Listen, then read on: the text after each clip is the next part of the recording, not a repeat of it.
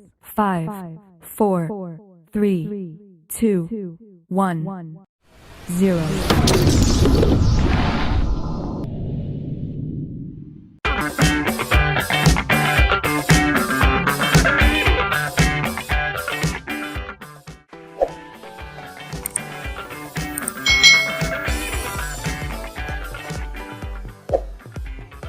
Hai, selamat datang kembali di channel YouTube Kak Citra. Apa kabar nih adik-adik semuanya? Kak Citra berharap kalian dalam keadaan yang baik dan sehat selalu. Hari ini kita akan belajar bersama-sama lagi untuk mata pelajaran tematik kelas 3 yang ada di tema 1 subtema 3 pembelajaran yang ketiga. Kita langsung saja ke materinya. Ikan merupakan salah satu contoh makhluk hidup. Ikan bernapas dengan insang. Ikan bergerak dengan cara berenang menggunakan sirip. Bentuk dan jenis ikan yang beraneka ragam dapat menjadi sumber ide dalam membuat karya gambar hias bermotif hewan. Gambar hias bermotif ikan adalah gambar ikan yang disederhanakan. Meskipun disederhanakan, gambar hias tidak meninggalkan bentuk aslinya. Bentuk dan warna pada gambar hias terkadang berbeda dari aslinya. Namun, kesan gambar aslinya masih tetap tampak. Keindahan gambar hias terletak pada warna, garis, dan bentuk motifnya. Gambar di atas adalah contoh gambar dekoratif ikan.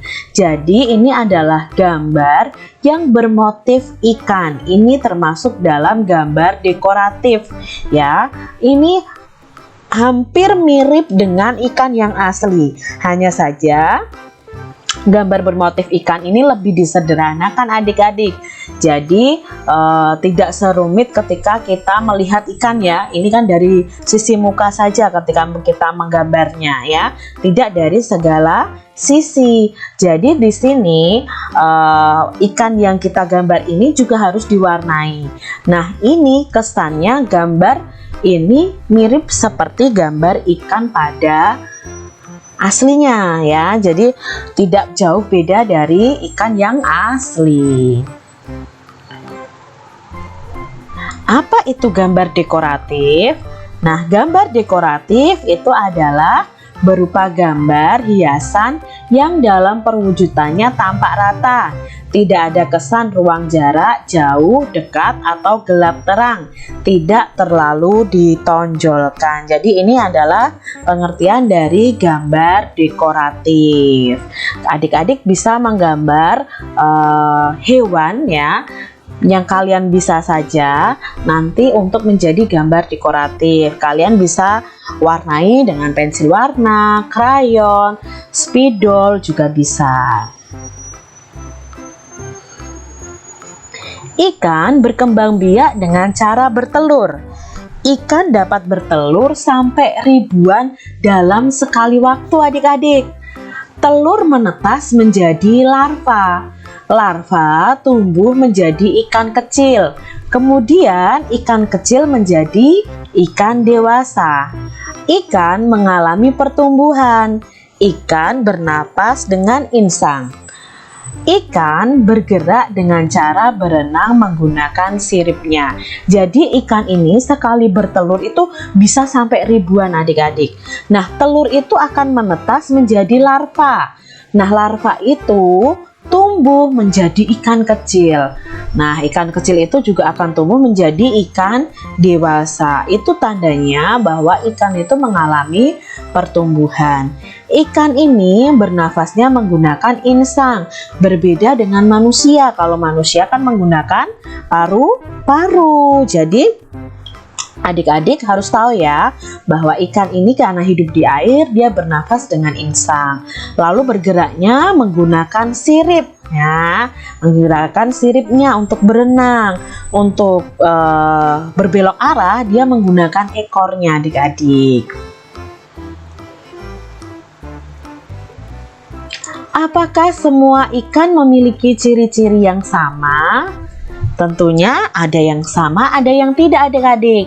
Carilah minimal 5 informasi dengan cara bertanya pada teman atau guru. Kamu juga dapat mencari informasi dari buku yang ada di perpustakaan tentang ikan adik-adik. Nah, di sini Kak Citra punya beberapa contoh ikan dan informasi yang bisa kita dapat dari ikan tersebut ya. Yang pertama ada ikan kakap merah. Nah, ini adalah ikan kakap merah. Ikan kakap merah hidup secara bergerombol dan bertempat tinggal di perairan yang asin. Ikan kakap merah ini termasuk karnivora. Karnivora itu apa, Kak? Karnivora itu adalah hewan pemakan daging.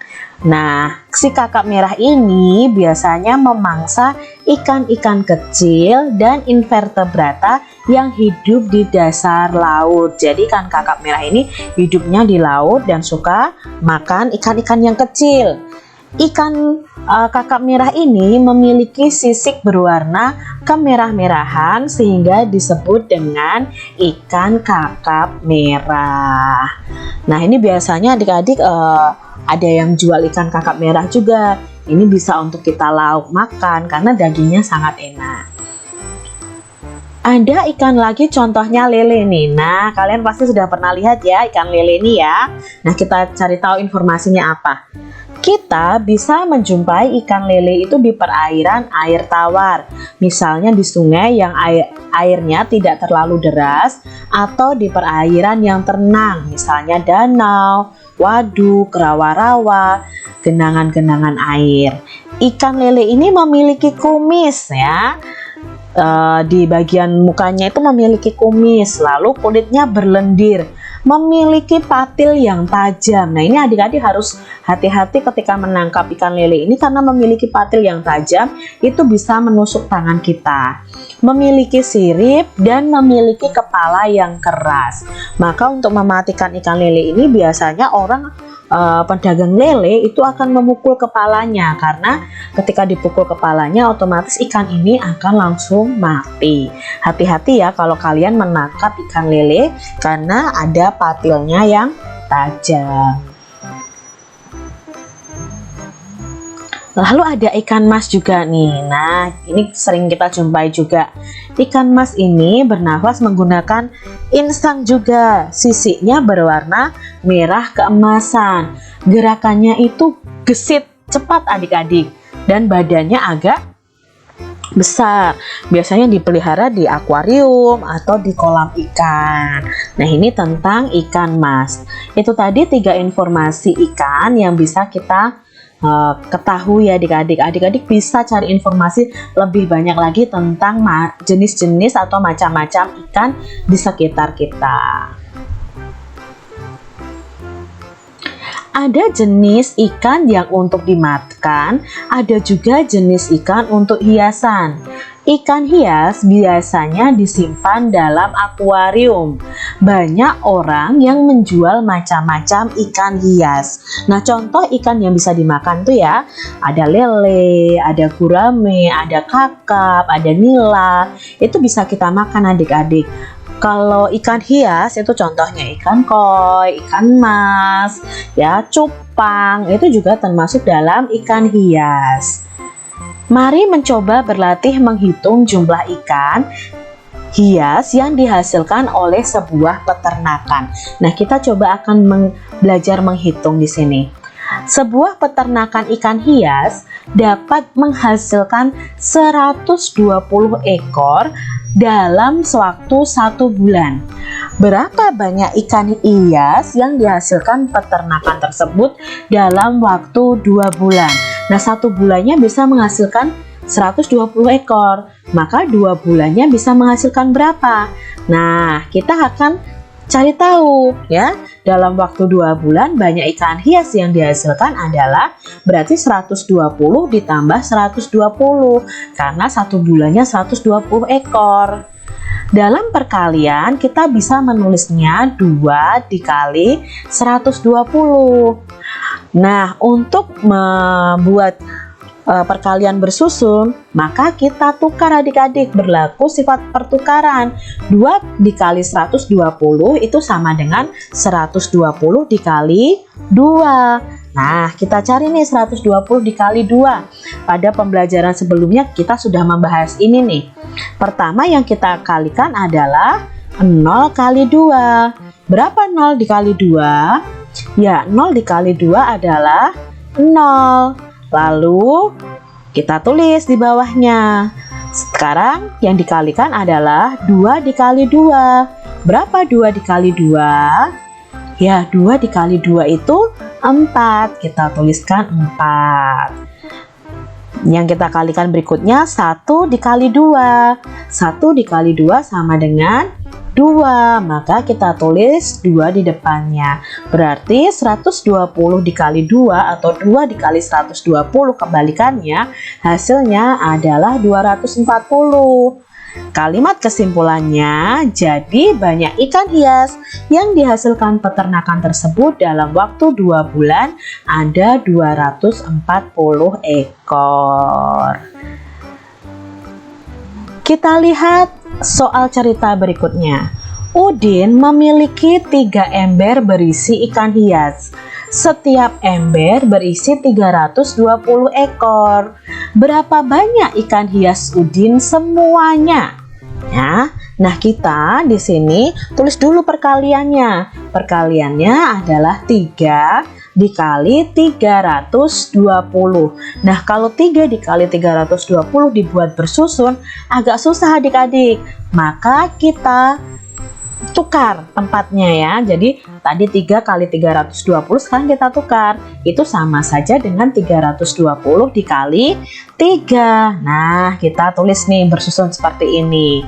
Pertama yang kita kali adalah 0 kali 3. 0 dikali 3 adalah 0, kita tulis 0. Lalu 2 dikali 3. 2 dikali 3 adalah 6, maka kita tulis 6. Yang kita kalikan berikutnya 3 dikali 3. Ya, 3 dikali 3 adalah 9, maka kita tulis 9. Di sini hasilnya 320 dikali 3 adalah 960. Jadi banyak ikan hias Udin semuanya ada 960 ekor. Soal berikutnya, sebuah toko ikan hias memiliki 7 akuarium. Setiap akuarium berisi 110 ekor ikan koki. Berapa banyak ikan koki semuanya? Nah, di sini ada 7 buah akuarium, maka bentuk perkaliannya adalah 7 dikali 110. Nah, kita buat pertukaran dulu ya, sama seperti tadi. Berarti sekarang kita cari nih 110 dikali 7.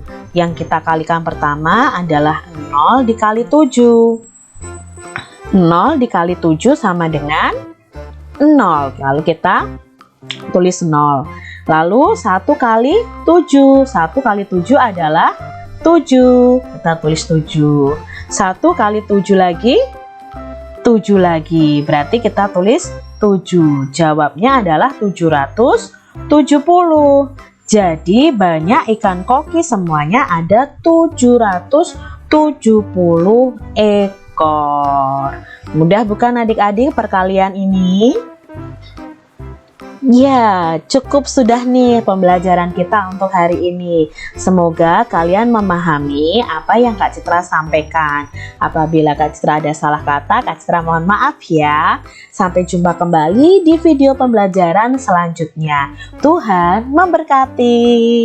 Jangan lupa tekan tombol subscribe, lalu tekan loncengnya, tekan juga tombol like, lalu share ke media sosial kalian.